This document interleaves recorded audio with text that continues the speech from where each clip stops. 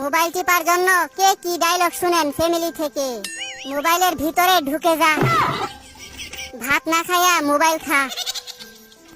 Mobile তোরে প্রতিবন্ধী বানাইছে, মোবাইলের উপর ঠাডা পড়তে পারে না।